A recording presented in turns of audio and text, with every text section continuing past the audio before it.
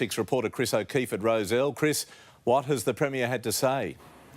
Well, Peter, he has said the tunnel under Victoria Road will go a long way to solving the traffic problems in the inner west, but it does come at a pretty big cost. Dozens of businesses and homes will be bought up by the state government and bulldozed to make way for this tunnel. Residents have said they are furious that the Premier did not consult them before this decision was made, and they say they're not just going to hand over their keys without a fight.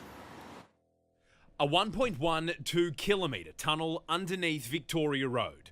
Yet another addition to the WestConnex motorway. And final confirmation, more properties will go. For those that lose their homes, this is a very difficult thing. We acknowledge that. When 9 News broke the story on Monday, we asked the Premier this. Have you been briefed about any other homes being acquired in the near future? Look, there's none that I'm aware of. Just 3 days later, here he was announcing they would demolish 27 family homes and businesses. Mike Baird has not told the truth, plain and simple. Mike Baird knew about this. He hasn't been honest with the community. The locals who've been told they have to go are furious. Neighbours are outraged, to be honest. The neighbours that I've spoken to are very unhappy. If we wanted to sell now, what are our chances of getting the money that the house is worth? You know, it's awful. Some were given their letters by government representatives while security guards stood on the footpath. This government is authoritarian. Mike Baird has allowed power to go to his head. The government says the new tunnel, which will go from the Iron Cove Bridge to an interchange at Rozelle near the Anzac Bridge, won't add any cost to the project. It will halve the traffic on Victoria Road, and there are no plans for a toll. It will also transform the rail yards at Rozelle into community parks and sports fields, and is expected to be ready for drivers in 2023. WestConnex is going to transform this city. Chris O'Keefe, 9 News.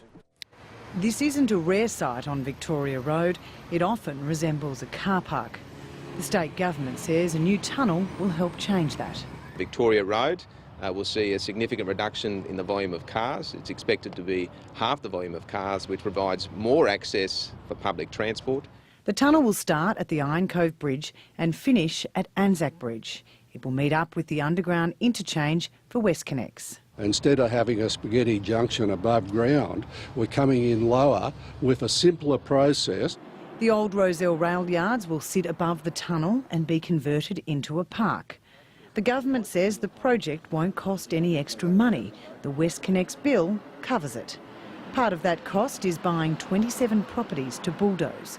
Graham Roach's home is one of them. I just can't say I'm crazy about them doing it with my house, but I'm probably right on the tunnel entrance here, so it looks like if it's going to go, it's going to go.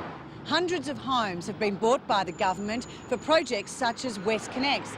The criticism has been that the process hasn't been fair to the homeowner. Mike Baird says this latest acquisition of 27 properties along Victoria Road will be much more compassionate and fair. I give you a guarantee that we are going to do everything humanly possible.